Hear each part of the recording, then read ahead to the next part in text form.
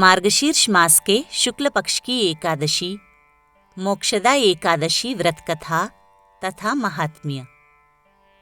धर्मराज युधिष्ठिर ने भगवान श्री कृष्ण से कहा, हे भगवान, आप तीनों लोकों के स्वामी हैं, सबको सुख देने वाले हैं और जगत के पितर हैं, इसलिए मैं आपको नमस्कार करता हूँ। हे देव, आप सबके हितैषी हैं, कृपा कर मेरे एक संशय को दूर कीजिए। मार्गशीर्ष मास के शुक्ल पक्ष में जो एकादशी होती है, उसका नाम क्या है?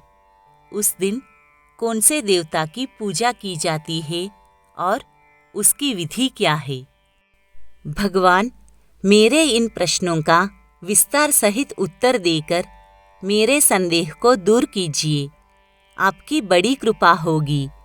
तब भगवान श्री कृष्ण बोले, हे युधिष्ठिर, तुमने अत्यंत उत्तम प्रश्न किया है, इसलिए तुम्हारा यश संसार में फैलेगा। तुम ध्यानपूर्वक सुनो। मार्गशीर्ष मास के शुक्ल पक्ष की एकादशी अनेकों पापों को नष्ट करने वाली है।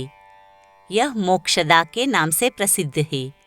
इस दिन श्री दामोदर भगवान की पूजा धूप दीप नैवेद्य आदि से भक्तिपूर्वक करनी चाहिए। अब मैं एक पुराण की कथा कहता हूँ। इस एकादशी के व्रत के पुण्य के प्रभाव से नरक में गए हुए माता पिता पुत्रादि को स्वर्ग की प्राप्ति होती है। इसकी कथा इस प्रकार है, तुम ध्यानपूर्वक सुनो। प्राचीन गोकुल नगर में वैखानस नाम का एक राजा राज्य करता था। उसके राज्य में चारों वेदों के ज्ञाता ब्राह्मण रहते थे।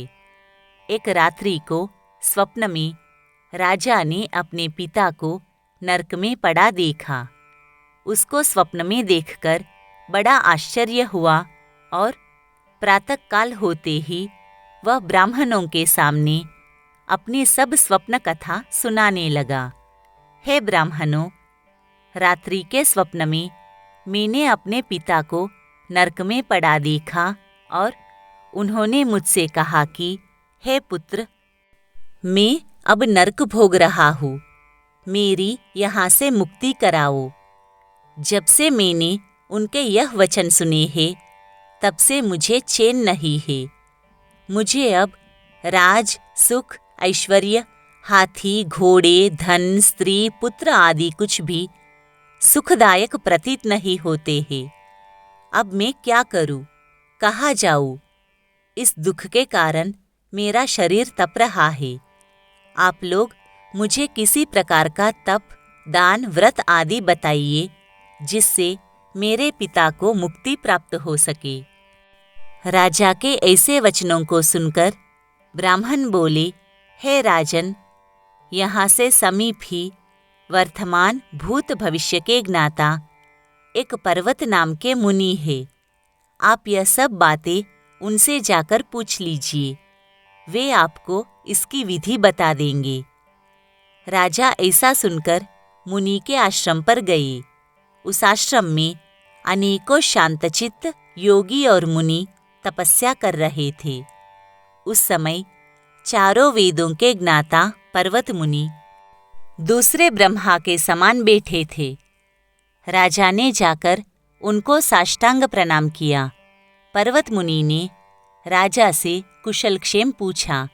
तब राजा बोले, देवर्षि, आपकी कृपा से मेरे राज्य में सब कुशल है, परंतु अकस्मात एक विघ्न आ गया है, जिससे मुझे अशांति हो रही है।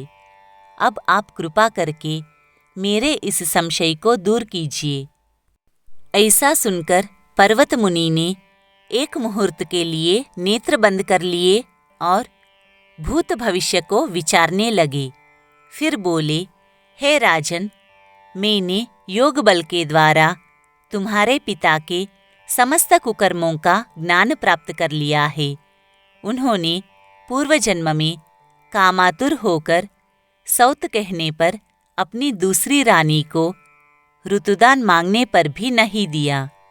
उसी पाप कर्म के फल से तुम्हारा पिता नरक में गया है। तब राजा बोले कि हे भगवान, मेरे पिताजी के उद्धार के हेतु आप कोई उपाय बताइए। तब पर्वत मुनि बोले, हे राजन, मार्गशीर्ष मास के शुक्ल पक्ष में जो एकादशी होती है, उस एकादशी का आप उपवास करें और उस उपवास के पुण्य को अपने पिता का संकल्प करके छोड़ दे। उस एकादशी के पुण्य के प्रभाव से अवश्य ही आपके पिता की मुक्ति होगी। मुनि के वचनों को सुनकर राजा अपने राज्य में लौट आया और कुटुंब सहित मोक्षदा एकादशी का उपवास किया। उस उपवास के पुण्य को राजा ने अपने पिता को दे दिया, अर्थात संकल्प छोड़ दिया।